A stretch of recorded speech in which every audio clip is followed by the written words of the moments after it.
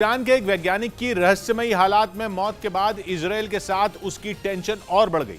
आरोप है कि इजरायल की खुफिया एजेंसी मोसाद ने उसकी साजिश रची थी ताकि ईरान के उस वैज्ञानिक को अपने रास्ते से हटाया जा सके जो घातक मिसाइलों और हमला करने वाले ड्रोन बनाने में जुटे थे। आरोप है कि ईरान के वैज्ञानिक अयूब इंतजारी को एक पार्टी के दौरान खाने में जहर दे दिया गया था, जिसके बाद उनकी तबीयत बिगड़ गई थी, जो बाद में उनकी मौत का कारण बनी। हालांकि शुरुआती जांच में ये पाया गया था कि फूड पॉइजनिंग की वजह से उनकी मौत हुई थी, लेकिन शक इस बात पर गहराया कि जिस शख्स ने ये पार्टी दी वो उनकी मौत के बाद से ही फरार है। असल में ये घटना ऐसे वक्त में हुई जब ईरान और इजरायल के बीच कड़वाहट चरम पर है। हाल ही में ईरान के top commander colonel Hassan Sayyad Khodaei की भी हत्या कर दी गई थी और ईरान को लगता है कि इसमें भी इजरायली खुफिया एजेंसी मोसाद का हाथ हो सकता है।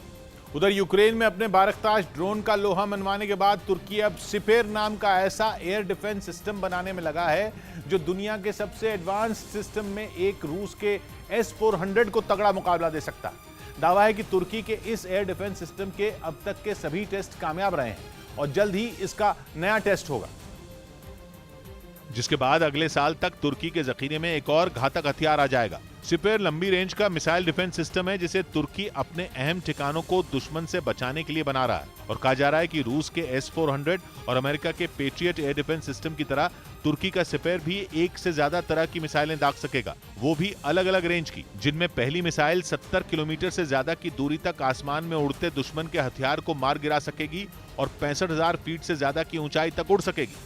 वहीं दूसरी मिसाइल की रेंज 100 किलोमीटर से ज्यादा की होगी और तीसरी मिसाइल के साथ सिपेर एयर डिफेंस सिस्टम की मैक्सिमम रेंज 150 किलोमीटर तक पहुंच जाएगी। और तो और दावा है कि सिपेर मिसाइल डिफेंस सिस्टम बेहद दमदार रडार से भी लैस होगा। बीते कुछ वक्त से तुर्की का कई देशों से विवाद चल रहा है, जिनमें उसके पड़ोसी ग्रीस और सीरिया तो शामिल हैं ही। यूक्रेन की जंग की वजह से तुर्की को रूस से भी डर सताने लगा है। ऐसे में वो अपना एयर डिफेंस मजबूत करने में लगा है। इस बीच यूक्रेन जंग की आड़ में तुर्की ने मुस्लिम देशों का नेता बनने की कोशिश शुरू कर दी। इस कोशिश में उसका साथ दे रहे हैं अजरबैजान और पाकिस्तान।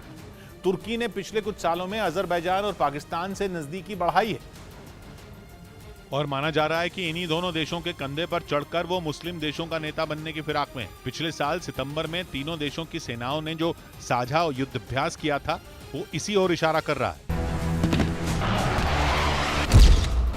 तुर्की, पाकिस्तान और अजरबैजान, इन तीनों देशों ने जो जॉइंट ड्रिल की थी उसका नाम था 3 ब्रदर्स 2021, जिसमें इन तीनों मुस्लिम देशों ने जमीन से आसमान तक अपनी बंदूकों, रॉकेट और तोपों की ताकत दिखाई थी। यही नहीं, ड्रिल के पहले दिन तीनों देशों का झंडा एक साथ फहराया गया था, जिसका मकसद दुनिया को अपनी दोस्ती दिखाना था। खबर है कि ये तीनों देश एक और सैन्य अभ्यास करने वाले हैं, जिसमें तुर्की, पाकिस्तान और अजरबैजान के अलावा कुछ और देश शामिल हो सकते हैं जो साथ मिलकर मिलिट्री ड्रिल करने वाले हैं। खबर है कि तुर्की, पाकिस्तान और अजरबैजान ने मिलकर इटर्नल ब्रदरहुड 1 नाम की एक स्पेशल फोर्स बनाई है, जिसकी नींव 2021 में ही रख दी गई थी और यही फोर्स तुर्की में होने वाले सैन्य अभ्यास की अगुवाई करेगी, जिसमें तुर्की, पाकिस्तान और अजरबैजान के अलावा कतर, कजाकिस्तान और उज्बेकिस्तान भी शामिल हो सकते हैं। मतलब ये कि एक दो नहीं बल्कि 6 मुस्लिम देशों की सेनाएं तुर्की में अभ्यास कर सकती हैं।